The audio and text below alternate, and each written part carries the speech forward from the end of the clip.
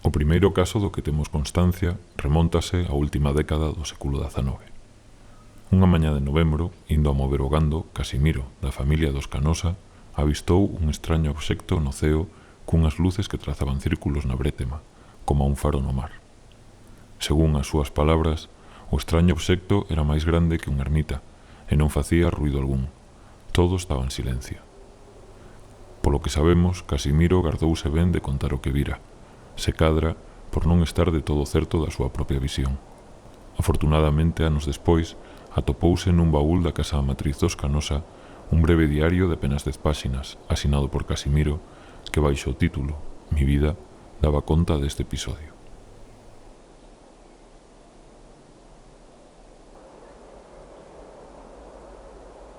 Os 7 irmáns Graña, de As Loivas, eran moi coñecidos a comezos dos anos 50 na zona de Bardaos. Mais aló das típicas trasnadas de nenos, fíxose moi popular o seu conto de como, unha noitiña, atoparon uns homes extraños nunha veiga cercana. Según as irmáns Graña, que eran as que ian á cabeza do grupo, eses homes eran pequerrechos e posuían un extraño brillo que saía do seu interior, como unha luz azulada na pel. Cando quixeron avisar os demais, os homiños xa desapareceran entre o millo. Aínda hoxe, se un se achega ata Bardaos, pode falar con Laura e Margalina, que entre bromas gustan de chamarse a sí mesmas as nenas de Fátima de As Loivas.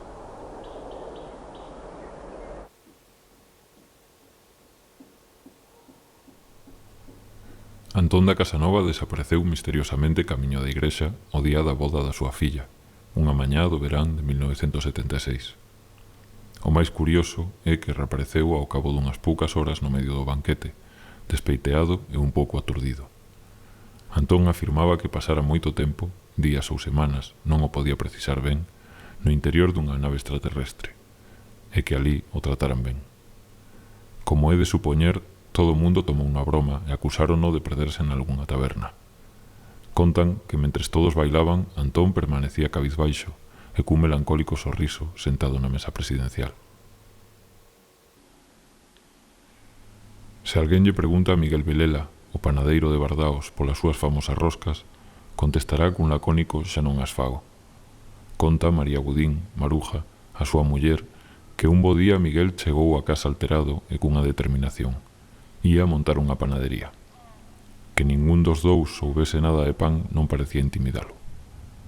Ao pouco tempo, Miguel estaba manipulando a masa cunha sorprendente intuición e dando forma a uns extraños roscos que, ca súa minuciosa decoración de guindas e nata, pronto se fixeron célebres en todo San Sadurniño, especialmente entre os nenos, aos que os roscos semellábanlles os platillos volantes dos tebeos.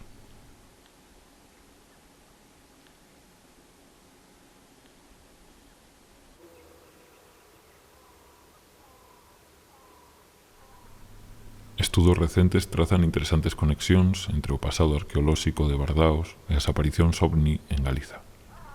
O particular emprazamento da parroquia, fronteiriza e brava, rodeada de montañas, fixo que dende época prerromana se convertise en lugar de culto, e o seu castro, situado entre os vales da Veiga e a Bañoca, considerábase o protector de todo un complexo sistema de castros do Valde de San Sadurniño, e que algúns investigadores sosteñen está directamente relacionado ca asombrosa frecuencia de avistamentos na zona.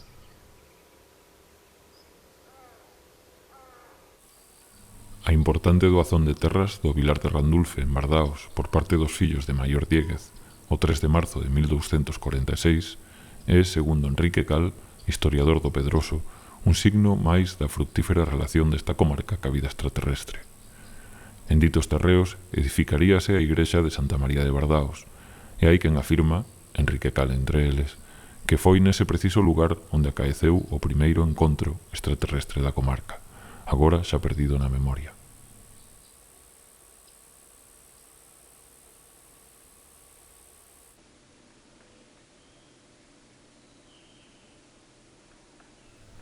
Dende a concentración parcelaria de a mediados dos anos 70, que modificou sensiblemente a paisaxe de Bardaos, o número de casos detectados redúcese drásticamente, e non é ata finais dos anos 90 cando se produce un repunte de novas relacionadas cos ovni.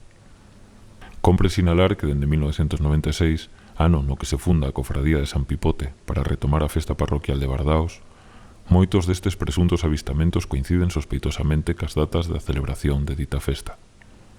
Algunha voz anónima sinala tamén que tras o culto ao pipote escóndese outro máis arraigado, e ao que as formas redondeadas do pipote e as visións provocadas polo brebaxe que contén remitirían.